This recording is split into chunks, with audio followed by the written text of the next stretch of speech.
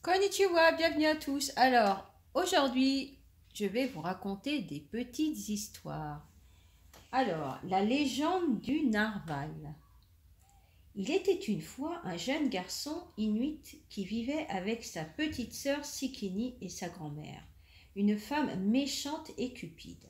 Le garçon s'appelait Taki et il était aveugle. Une nuit, depuis leur igloo, ils entendirent un grognement effroyable. Taki reconnut aussitôt le bruit d'un ours. La vieille dame lui ordonna de tuer la bête avec son arc. Le jeune garçon tira une seule flèche en suivant son instinct. Il réussit.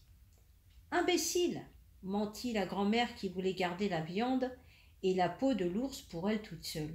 Tu as juste tué notre meilleur chien de traîneau. Taki était aveugle, mais pas stupide. Il savait qu'elle se moquait de lui et décida de se venger. Un jour, il demanda à sa petite sœur de le guider jusqu'aux falaises.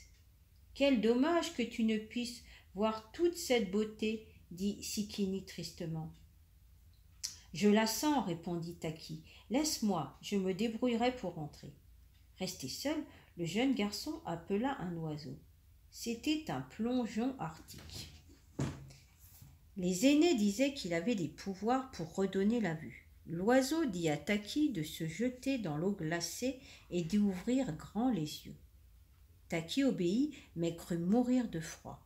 Pourtant ses yeux aperçurent bientôt une petite lueur. Puis il recouvra la vue pour de bon.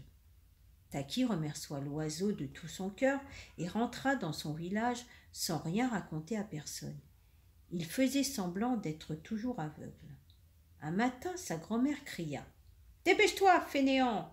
Les belugas sont arrivés. Essaie d'attraper au moins un petit. » Au bord de l'océan, la vieille femme enroula la corde avec le harpon autour de ses hanches, puis ordonna à Taki de tirer dans la direction d'un petit beluga. Mais Taki visa un énorme mâle. L'animal se mit à nager si vite que la grand-mère n'eut pas le temps de se dégager de la corde. Elle fut alors entraînée par l'animal loin dans l'océan. « Tu as voulu garder la viande de l'ours pour toi toute seule. Garde aussi celle-là, cria Taki. Il vit les longs cheveux blancs de la vieille femme se torsader et se figer en formant une longue défense d'ivoire. Et c'est ainsi que la méchante grand-mère se transforma en narval. Madame Crocodile et la poule. Madame Crocodile vivait dans les eaux du Zaïre. Son appétit était si insatiable qu'aucun animal du marécage n'était à l'abri de cette puissante mâchoire.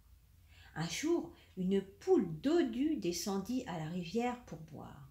« Ha ha !» s'exclama Madame Crocodile. « Voici mon dîner. » Quand Madame Crocodile poussa la tête hors de l'eau et ouvrit sa grande bouche, la poule la regarda sans aucune inquiétude. « Bonjour, ma sœur, dit la poule. » Dans un claquement de dents, Madame Crocodile referma alors la bouche, incapable de manger quelqu'un qui l'appelait sa sœur. Les jours suivants, la même chose arriva. Pourtant, Madame Crocodile mourait d'envie de manger la poule. N'y tenant plus, elle décida de découvrir si une poule pouvait vraiment être sa sœur. Alors qu'elle venait de quitter la rivière, Madame Crocodile rencontra un lézard. « Lézard, lui dit-elle, j'ai un gros problème. Comme vous le savez, j'aime manger tout ce qui bouge, mais quand la poule vient à la rivière, elle m'appelle ma sœur. J'habite dans l'eau et elle sur la terre. J'ai des écailles et elle a des plumes. J'ai une gueule et elle un bec. J'ai 4 pattes et elle 2 pattes et 2 ailes. Comment pouvons-nous appartenir à la même famille ?» « Ah, Madame Crocodile, dit Lézard en souriant, vous savez, on n'a pas besoin de se ressembler pour être liés. La poule, la tortue, l'autruche, vous et moi sommes tous pareils. Et pour une raison très simple, nous pondons tous des œufs. Donc même si nous ne ressemblons pas, nous sommes quand même des sœurs à notre façon. » Et c'est ainsi que la poule, maligne et courageuse, continua à boire tranquillement l'eau de la rivière sans jamais être inquiété par sa sœur, Madame Crocodile. Très maligne cette petite poule. Alors, Nounou Gistouille. Ah, c'est complètement autre chose, hein. Il est temps de refermer le livre des sorcières, dit Nounou Gistouille aux trois petites fées. Oh non, pas déjà, gémit la jeune Lala. On avait dit 12, rouspète Mimi la moyenne. Une dernière, Nounou, réclame Sissi l'aînée. Nounou Gistouille soupire et tourne la page. Bon, une dernière et dodo. Cette histoire se déroule au temps où les sorcières et les fées étaient en guerre. Lala serre son doudou, licorne en frémissant. Sissi la rassure. Ne t'en fais pas, c'était il y a longtemps. Les sorcières voulaient régner sur les forêts, célébrer leur sabbat et transformer les humains en boucs ou en corbeaux. Les fées voulaient protéger la nature et les enfants après des années de combat. Oberon, le roi des fées, proposa à la reine maléfique de signer enfin la paix. La rencontre eut lieu en présence du grand conseil de chaque clan. Isil, la fille du roi, se tenait près de son père. Le prince Djinn accompagnait Maléfique. Cela faisait si longtemps que les clans étaient ennemis qu'il fut impossible de se réconcilier. Les sorcières voulaient garder leur rituel, les fées demandaient l'interdiction des sorts mortels. Après des heures de discussion, ils allaient repartir sans avoir fait la paix. Quand Quoi, Nounou demande Mimi en bâillant. On connaît l'histoire par cœur, mais on l'aime trop, murmure Lala en enfonçant sa tête dans son oreiller. Gistouille caresse le visage des petites fées avec ses doigts crochus, redresse son chapeau pointu, gratte un peu sa verrue et continue. « Ne partez pas, j'ai quelque chose à dire !» s'écria Isil en courant dans les bras de Djinn. « Nous aimons en secret, un bébé va naître de notre amour. » J'adore ce passage, dit Sissi en souriant.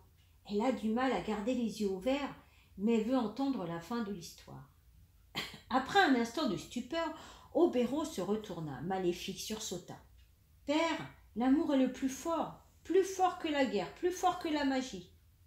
Mère, notre fils sera le gardien de la paix entre nos deux clans. » « Hurrah !» cria l'assemblée. « La guerre est finie. Nous avons un mariage à célébrer et c'est ainsi que... » Chut ! Les petites fées se sont endormies. Nounou Gistouille, la sorcière, referme le livre. Très gentille cette Nounou Gistouille.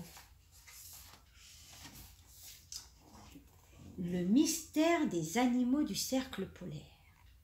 Il était une fois un jeune homme qui voyageait beaucoup autour du cercle polaire.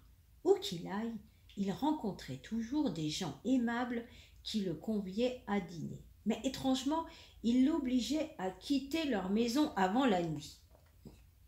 Un jour qu'il était justement invité, il tomba amoureux d'une jeune fille qui vivait seule avec son père. Après le dîner, le jeune homme allait partir à regret quand, soudain, le maître de maison eut un malaise et s'évanouit. En dépit des protestations de la jeune fille, le garçon décida de rester pour soigner le vieil homme. Dehors, la nuit était tombée et tout à coup le père et sa fille se transformèrent en reines. Tous ces hôtes bienveillants étaient en réalité des animaux capables de se changer en hommes le temps d'une soirée.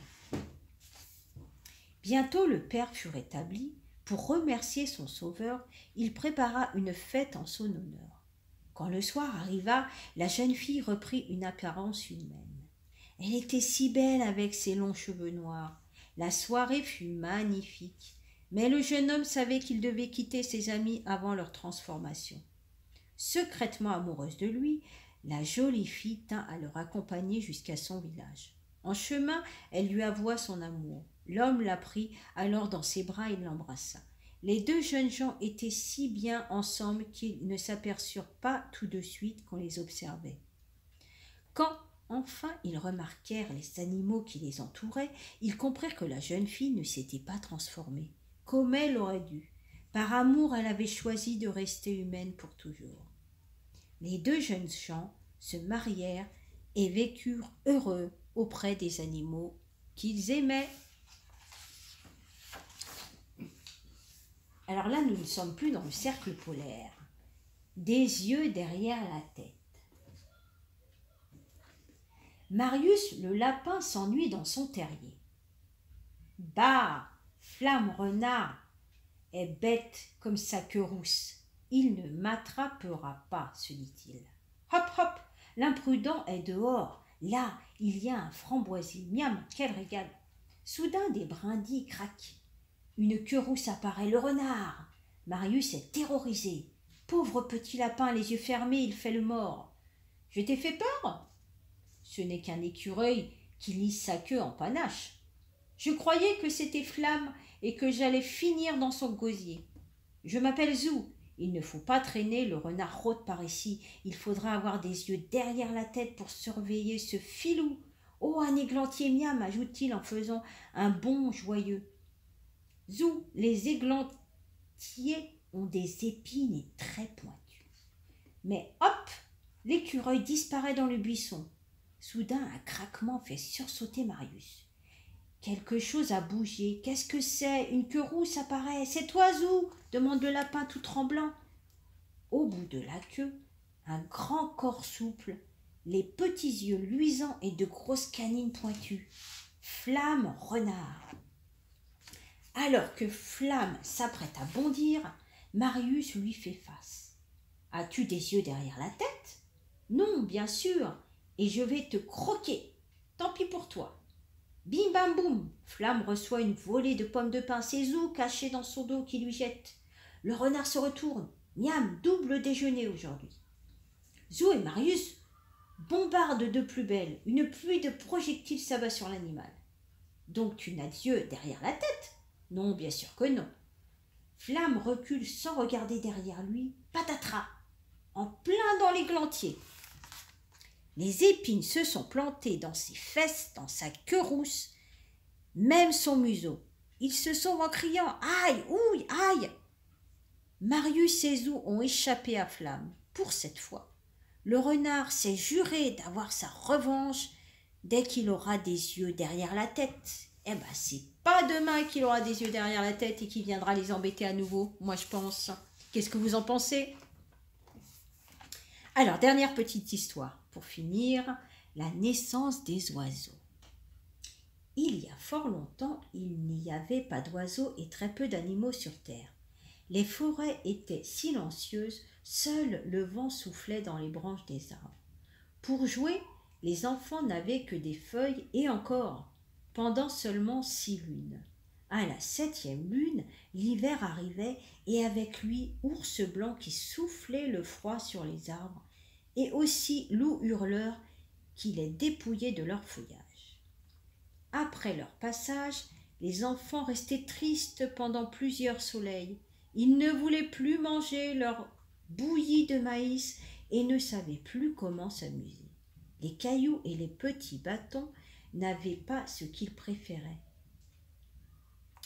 Ils ne pouvaient pas les lancer pour les voir s'envoler dans les airs.